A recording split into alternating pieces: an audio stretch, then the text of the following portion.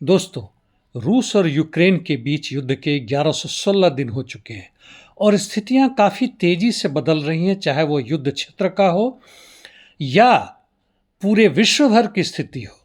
खैर, पहले देखते हैं जमीन पर क्या हो रहा है। दक्षिण में जापोरिजिया में रूसी आर्मी शेरबाकी में प्रवेश कर चुकी हैं और मलाया शेरबाकी में भी वह अंदर घुस चुकी हैं प्याटी खाटकी के तरफ से।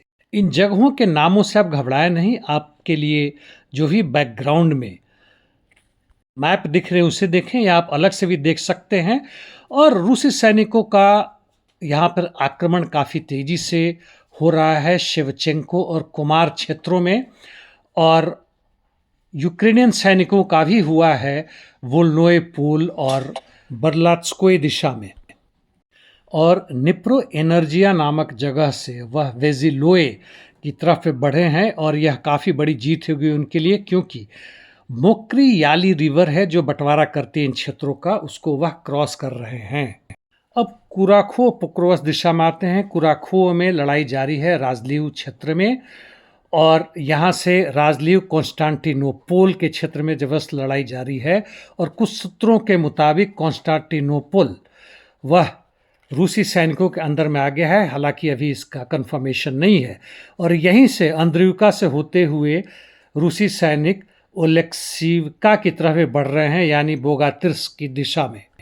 पोक्रोवस्क यहाँ पर रूसी सैनिक काफ़ी तेजी से आगे बढ़े हैं शेवचेंको की तरफ और लड़ाई जारी है। आगे भी बढ़े हैं उस पे निवका, और दूसरी तरफ उडाकने, कोटलीने, पिशानोए, शेवचेंको, ताराक्यूवका की तरफ भी, जो पोक्रोवस्क के दक्षिण और पूर्व में है। कुछ समय पहले ऐसा लगता था कि यूक्रेनी सैनिकों ने रूसियों के आगे बढ़ने की गति को रोक सा दिया है, पर फिर वापसी शुरू हो गई है। तोरेस्क में भी यही स्थिति है। यूक्रेनियंस का जो काउंटर अटैक जारी था वह अब धीमा सा पड़ गया है। रूसी सैनिक आगे बढ़े हैं ओजारिया, निवका, और वाटर कनाल है वहाँ पे क्रॉस करके वह डाकने की तरफ बढ़ गए हैं। चासिव यार और सिवर्स्क में कोई खास परिवर्तन नहीं हुआ है। अब नॉर्थ ईस्ट यूक्रेन में आते हैं। स्थिति तकरीबन पूरे कुपियान, स्वातो, क्रिमिना यानी लाइमान क्षेत्र में वही है। हालांकि यूक्रेनी सैनिकों ने कुछ आगे बढ़ के कुपियान क्षेत्र में दवोरिकना ब्रिजहेड यानी ऑस्किल रिवर के पश्चिम में फाइहोलिवका नामक जगह पे उन्होंने वापस कब्जा कर लिया है। यह छोटा सा जगह है जिस पर यूक्रेनियन का फिर से कब्जा हो गया है।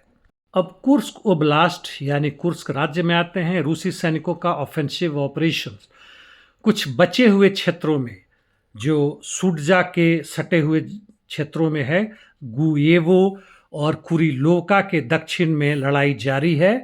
यहाँ पे बचे हुए यूक्रेनी टुकड़ियों का मिर्नोपोली नामक जगह से संपर्क अभी जारी है, इसलिए वह रीइंफोर्समेंट सभी वापस लाने में सक्षम हो रहे हैं। वैसे बाय द वे जेलेंस्की ने कहा कि कुर्स्क ऑपरेशन ने उनका जो टास्क था वो पूरा किया। कहते हैं इसके कारण रूसी सैनिकों का जो बदला हुआ पोक्रोवस्क और खारकोव दिशा से यहाँ लाना पड़ा, उस क्षेत्र में उनका जो बढ़त वहाँ हो रहा था उसे रोक दिया गया है। कितनी बड़ी झूठी बयानबाजी कर रहे हैं और अपने सैनिकों को और जनता को झूठी दिलासा दिला रहे हैं। बल्कि अब तो यह नज़र आने लगा है कि पश्चिमी क्षेत्र में भी जो बचे हुए हैं सुडजा में, उस पर भी रूसी सैनिक आगे बढ़ रहे हैं और धीमे धीमे वह सूमी की तरफ भी लड़ना शुरू करेंगे। अब आते हैं इंटरडिक्शन मिशंस, यानी एक दूसरे के क्षेत्र में काफ़ी अंदर में जाकर एयर अटैक करना, चाहे वो ड्रोन के मदद से ही हो। रूसी सैनिकों ने काफ़ी भारी मात्रा में बॉम्ब गिराए हैं क्रिवोय रोग में, और हमेशा की तरह Odesa, Chernihiv, Cherkasy, Kharkiv, Vinnytsia, Kyiv यानी वहाँ की राजधानी, और पश्चिमी यूक्रेन में। जबकि यूक्रेनियन सैनिकों के भी यूएवीज काफ़ी दूर दराज तक रूसी क्षेत्रों में प्रवेश किए हैं, जैसे वरोनेश, ब्रैनिया, वोल्गोरद, क्रीमिया, और यहाँ पे भी उन्होंने बर्बादी की है, खासकर तेल के ठिकानों पे।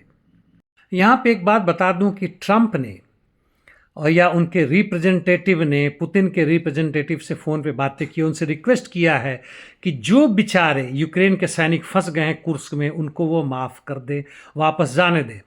इस पे पुतिन का कहना यह है कि वह आत्मसमर्पण कर दे, उनके साथ अच्छा व्यवहार किया जाएगा। और ट्रंप ने यह भी कहा है कि उन्होंने जो कहा था कि 24 घंटे के अंदर में सत्ता में आने के बाद से युद्ध बंदी करवा देंगे, वह एक जोक था। वैसे ही जैसे हमारे भारत में जहाँ तक 15 लाख रुपए विदेशों से वापस लाने की बात थी ब्लैक मनी को, वह एक जुमला था। क्या बात है। कुछ खबरें मिडिल ईस्ट से। सीरिया में HTS यानी जो सत्ता में आई है हयात तहरीर अल शाम, उसने कहा है कि जो भी वहां पे पश्चिम सीरिया में हुआ, सैकड़ों या हजार के करीब लोग मारे गए रिफ्यूजीज को, गलत हुआ, अब आगे नहीं होगा। हालांकि अभी वो झूठ बोल रहे हैं, क्योंकि अभी भी जो रूसी मिलिट्री बेस है खमेमिम में, वहाँ भी अभी सैकड़ों लोग वहाँ से नहीं हट रहे हैं। इस बीच में जो ट्रांजिशन पीरियड था सीरिया में चुनाव होने के लिए, या जो भी होगा उसे 4 से 5 साल के लिए टाल दिया गया है। और नए कॉन्स्टिट्यूशन के लिए जहाँ तक बात की गई है, कहा गया है कि यह इस्लाम धर्म के आधार पर होगा और जो लॉ मेकर्स चुने जाएंगे केवल 1/3 होंगे, बाकी 2/3 उनकी जो कमेटी बनेगी वो लेंगे। यानी आप अंदाज़ा लगा सकते हैं कि वहाँ क्या होने वाला है। स्त्रियों के अधिकारों में कमी की जाएगी और जहाँ तक अल असद रजीम के यानी पुराने समय के लोग हैं उनके खिलाफ में कार्रवाई की जाएगी। वही हालत है कि यहाँ पे भी टीपू सुल्तान और नेहरू के खिलाफ जो बातें की जाती है, और इसलिए हमें लग रहा है कि जो कुर्ड्स, ड्रूज और जो अल्पमत वाले वहाँ पे हैं, अल्लाह भी उन सब के खिलाफ एक जंग जारी रहेगा। यह नया सीरिया ना तो यह प्रजातांत्रिक देश होगा, ना सबों के लिए होगा। अंततः रूस और यूक्रेन के बीच युद्ध बंदी कम से कम 30 दिन के लिए अभी खटाई में है। देखते आगे किस करवट ऊंट बदलता है। बस आज के लिए इतना ही दोस्तों, धन्यवाद।